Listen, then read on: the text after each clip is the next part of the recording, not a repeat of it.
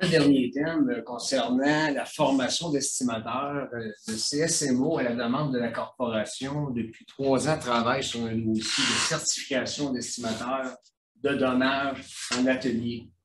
On a le GAA qui gère les estimateurs chez les assureurs et les routiers, qu'on appelle là, les bureaux indépendants. Mais en carrosserie, c'est va comme je te pousse depuis des années.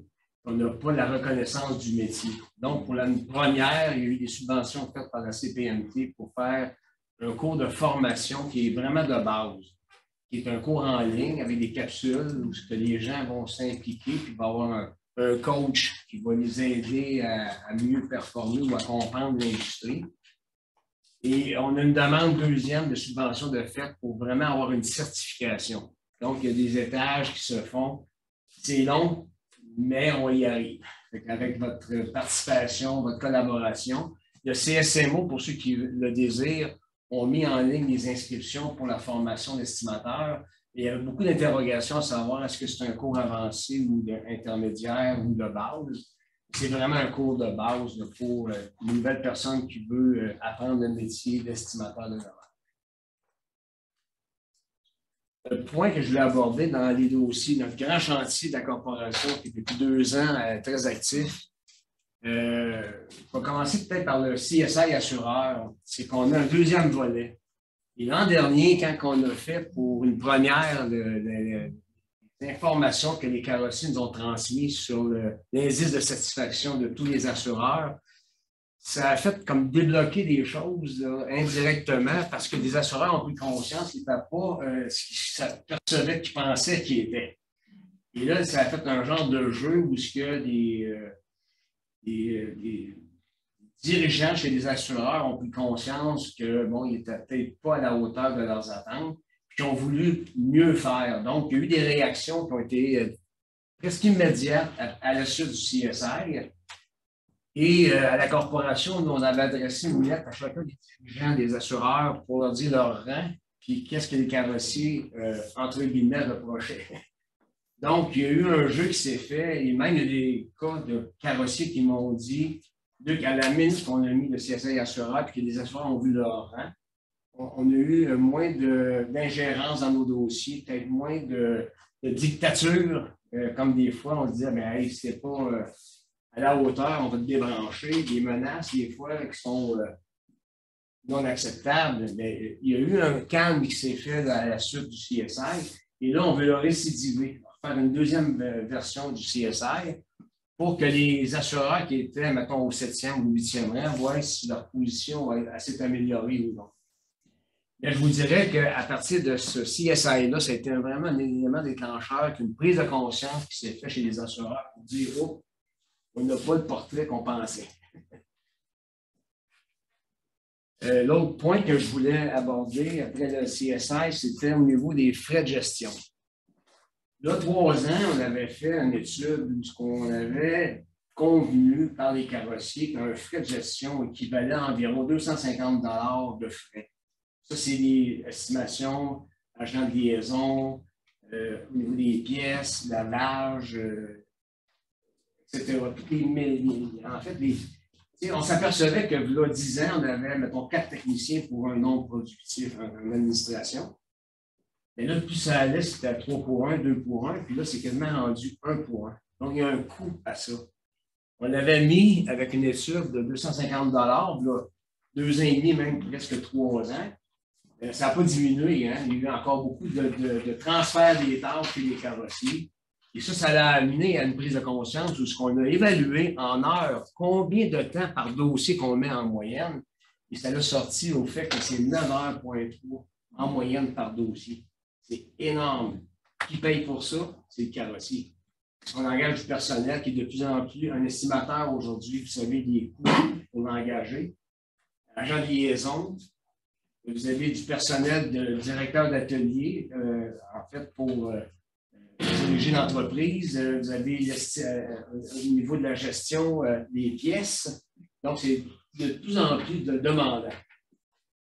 Et par la force des choses, il y a des assureurs qui, dernièrement, ont commencé à comprendre la game, qu'est-ce que ça prenait.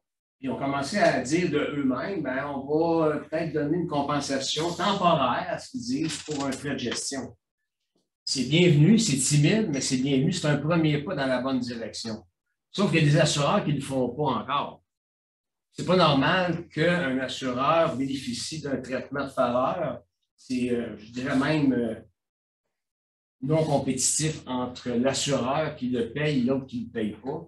Moi, je dirais aujourd'hui, le message qu'on doit faire à tous les carrossiers, c'est que si tu acceptes un frais de gestion à un assureur, tu devrais en mettre un à celui qui ne le paye pas, automatiquement.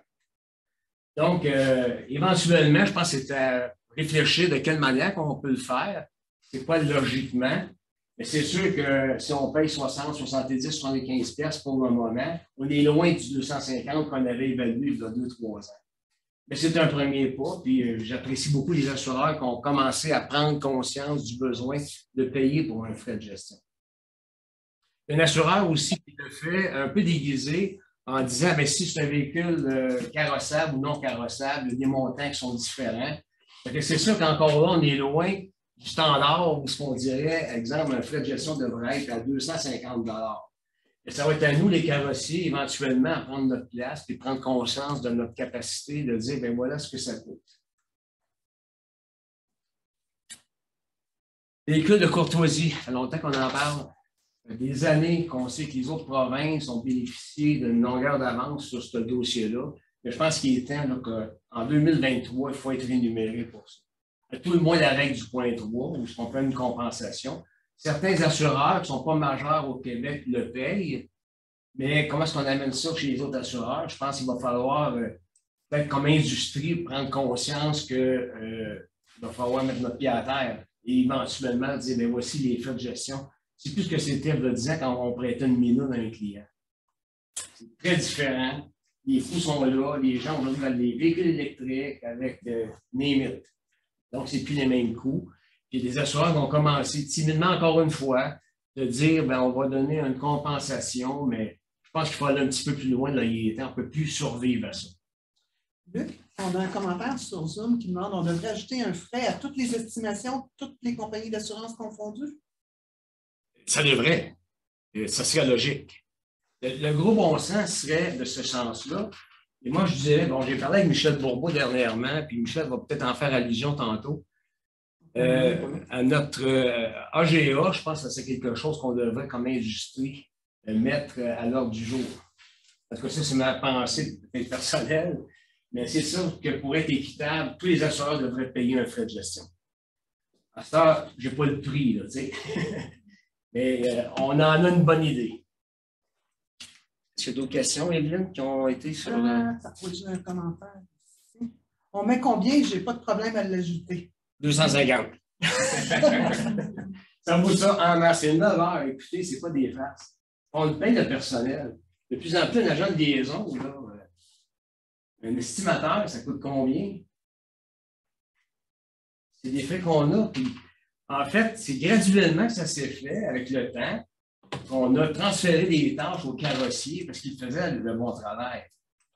L'assureur s'est aperçu qu'on faisait un excellent travail, qu'on est la continuité et l'extension de l'assureur en quelque sorte. Mais le client appartient à qui? Est-ce que c'est le client du carrossier? Est-ce que c'est le client de l'assureur?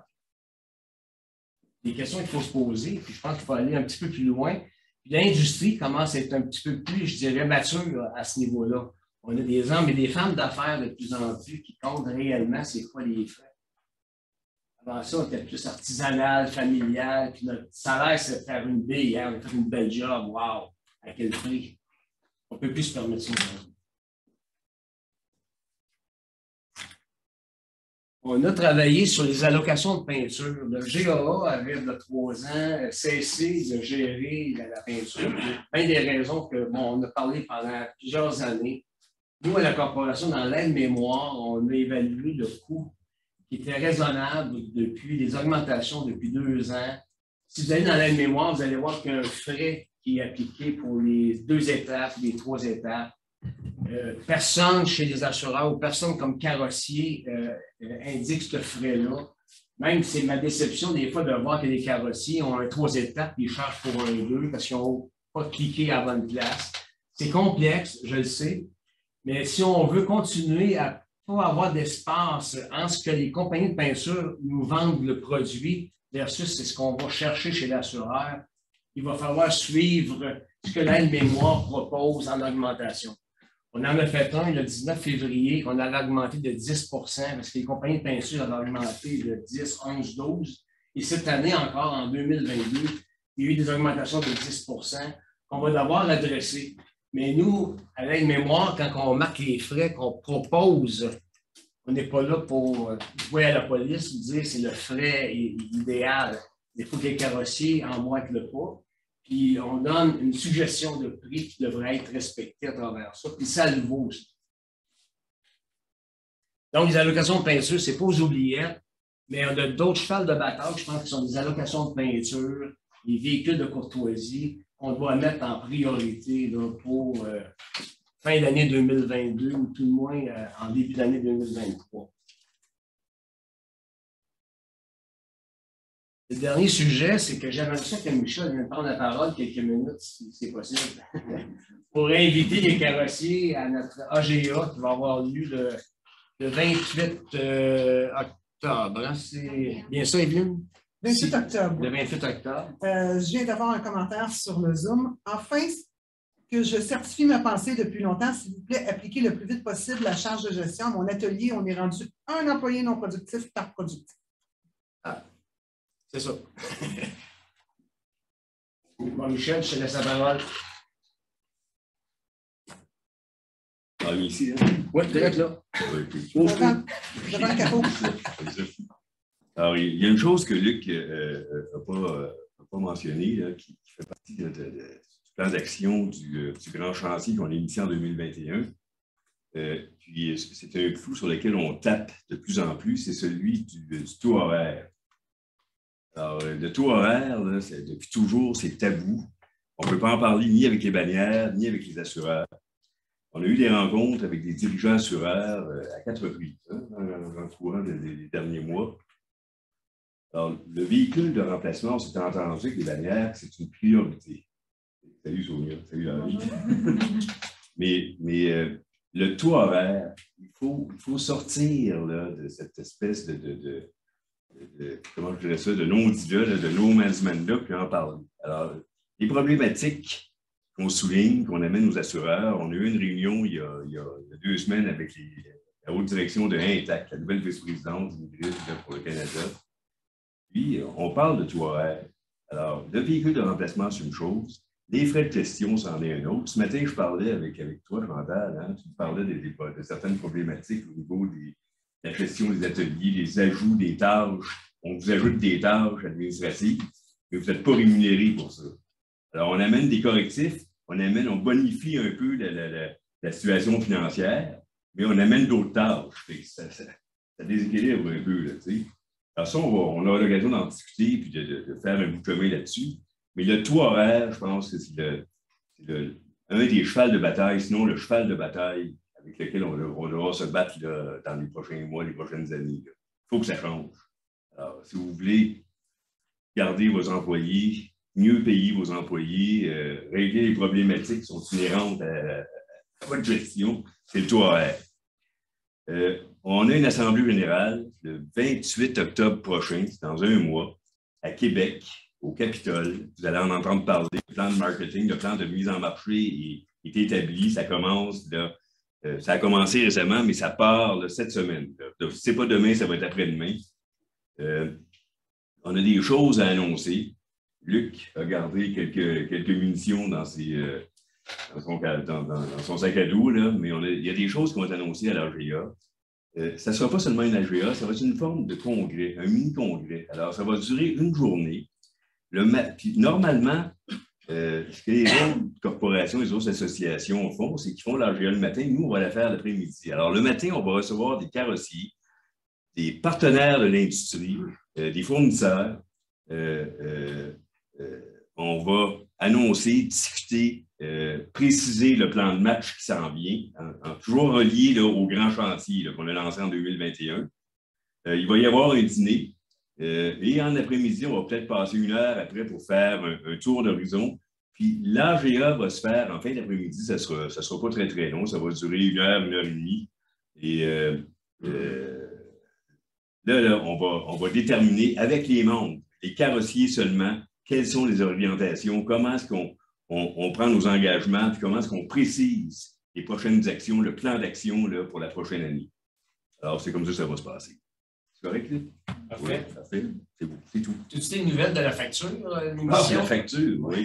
Bon, la facture, ça fait partie du plan de relations avec les journalistes. La facture, c'est une première étape vers une dénonciation publique des problématiques qui existent entre les assureurs et les carrossiers, les axes de solutions préconisés.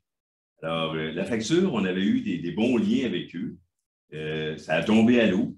Alors, le hasard de vie a fait qu'on a communiqué avec la gestionnaire de l'émission. On a eu un bon échange. Je lui ai envoyé un document. On a eu des discussions à ce sujet-là. Ils sont revenus. Ils sont venus à notre bureau.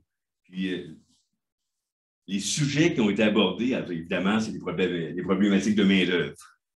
Alors, comment est-ce qu'on peut régler ça? C'est quoi les axes de solution qui sont préconisés? Dans un deuxième temps, les conséquences de la situation qui est nouvelle, celui des pièces backorder. Alors, c'est une problématique. Qu'est-ce que ça amène comme conséquence au niveau des relations avec la clientèle et le consommateur? Tout ça mis ensemble, bien, ça a fait qu'on a discuté des problématiques qui prévalent dans les relations d'affaires entre les carrossiers et les assureurs. Quels sont les axes de solution qui doivent être envisagés? Quelles seront les retombées au niveau de l'industrie et au niveau des intérêts du consommateur? Alors, on a une bonne presse, on a une bonne visibilité, on a réussi à établir un bon lien avec la facture. Et ce qu'on sait, c'est que ça va passer à l'automne. Comment est-ce qu'on fait le montage? On ne sait pas, on n'est pas au courant. Ça va être une surprise comme nous autres, mais on sait que ça va être bien fait.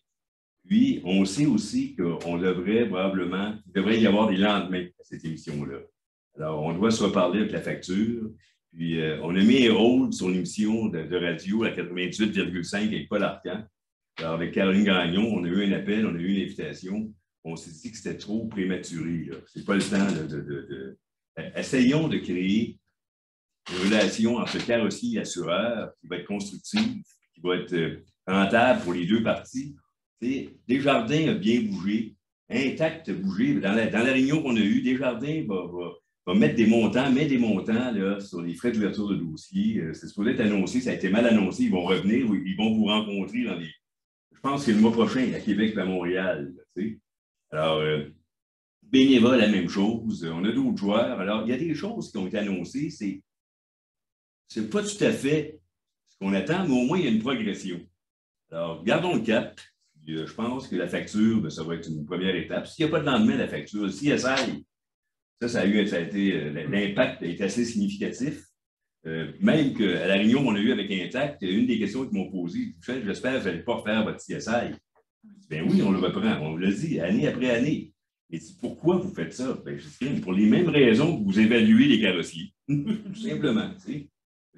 Alors, si vous avez des questions, je ne pas. Mais je vous invite à venir le 28. Le 28, ça va être simple, ça va être agréable, ça va être bien organisé, bien structuré. Le Capitole, c'est au cœur du Vieux-Québec. Nous, on va être là la veille. Il y en a qui peuvent rester pour le week-end. La salle est écœurante. L'environnement est écœurant. Puis, on va avoir des gens qui vont prendre la parole. On va avoir des bonnes surprises. On amène un axe en particulier de solution aux problématiques que vous rencontrez, vous, les carrossiers. C'est Luc qui travaille là-dessus. Puis je vais vous donner un hint. Ce dossier-là a été amorcé il y a une dizaine d'années. Alors, ça fait 10 ans qu'il y a eu un premier pas qui a été fait. Je vous dirais que les 3-4 premières années, j'étais un peu frileux. À un moment donné, ça a évolué. Puis là, on est rendu à une étape où on peut le présenter, où on peut en parler. Alors, ça, c'est un des punchs que Luc va amener. C'est tout, Luc. Je repasse la parole. Bon, merci, Michel.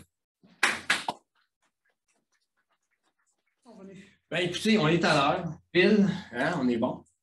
On est très, très bien structuré. Merci à vous, à tout le monde, de votre participation. Vous avez travaillé fort pour amener des sujets intéressants puis la formation, puis l'information surtout aux carrossiers. À ce temps, il faut que ces gens-là puissent se libérer puis la faire. Mais c'est un incontournable. Sans ça, c'est une question de survie. Merci encore, puis on se voit probablement à Québec le 28.